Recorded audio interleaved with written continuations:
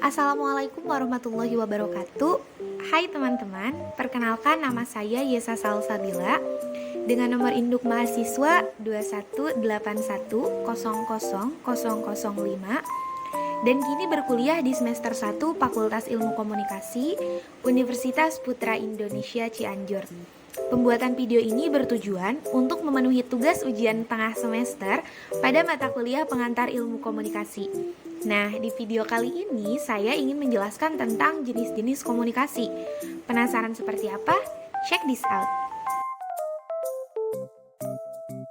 Perlu teman-teman ketahui, komunikasi itu merupakan ilmu sepanjang masa. Karena selama kita hidup, kita akan terus berkomunikasi.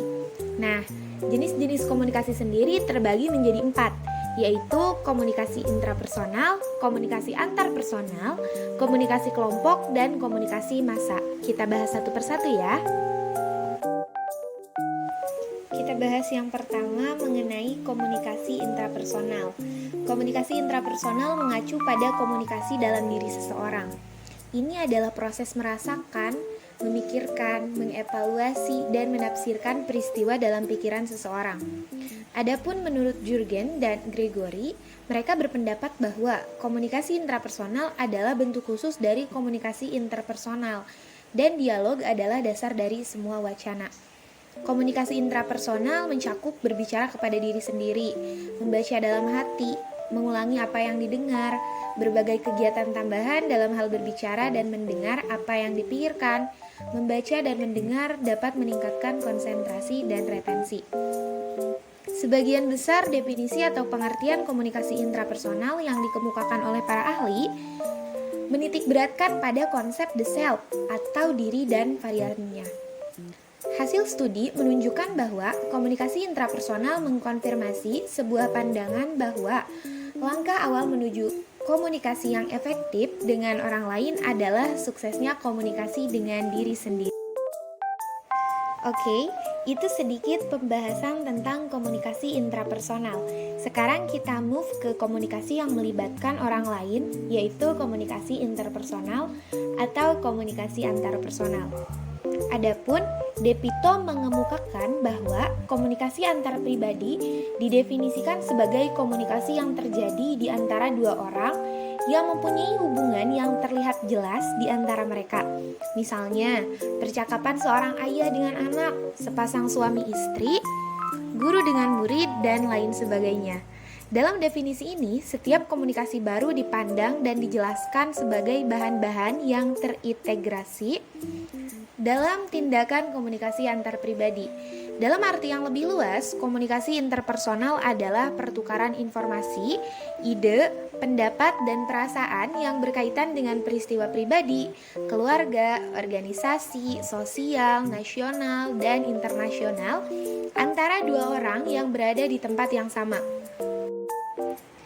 Dari pembahasan di atas, kita dapat menyimpulkan bahwa ketika dua individu bertukar pandangan, perasaan, dan sikap tentang masalah apapun, itu disebut sebagai komunikasi antar pribadi. Nah, sekarang kita bahas mengenai komunikasi yang melibatkan banyak orang, yaitu komunikasi kelompok. Ada banyak sekali definisi komunikasi kelompok yang dijabarkan para ahli. Namun, di antara semua definisi tersebut, peneliti memilih perspektif yang dikemukakan oleh Deddy Mulyana, bahwa komunikasi kelompok adalah sekumpulan orang yang mempunyai tujuan bersama, yang berinteraksi satu sama lain untuk mencapai tujuan tersebut, mengenal satu sama lainnya, dan memandang mereka sebagai bagian dari kelompok tersebut. Sekarang kita lanjut ke jenis komunikasi yang terakhir, yaitu komunikasi massa. Komunikasi massa disebut sebagai level komunikasi tertinggi. Ini merupakan salah satu studi dalam ilmu komunikasi yang berkaitan dengan halayak ramai. Sebagai cabang dari studi komunikasi, komunikasi massa menjadi salah satu yang paling sering dibicarakan dikarenakan peranannya yang sangat penting di era modern ini. Komunikasi massa adalah suatu bentuk komunikasi yang memanfaatkan saluran media, baik cetak, elektronik, maupun media cyber atau online. Saluran tersebut berguna dalam menghubungkan pihak komunikator dengan komunikan secara bersamaan. Menurut Depito sendiri, komunikasi massa adalah komunikasi yang ditujukan kepada massa atau dapat dikatakan ditujukan kepada halayak ramai yang luar biasa banyaknya. Lebih lanjut, ia berpendapat bahwa komunikasi massa adalah komunikasi yang dilakukan oleh pemancar-pemancar radio dan visual, di mana secara logis dapat dikatakan bahwa komunikasi massa berupa komunikasi yang dilakukan oleh radio, televisi, majalah, surat kabar, film, dan juga buku. Sekian pemaparan yang dapat saya sampaikan kali ini. Saya ucapkan terima kasih untuk teman-teman yang sudah menyimak. Sampai jumpa lagi di video selanjutnya. Wassalamualaikum warahmatullahi wabarakatuh.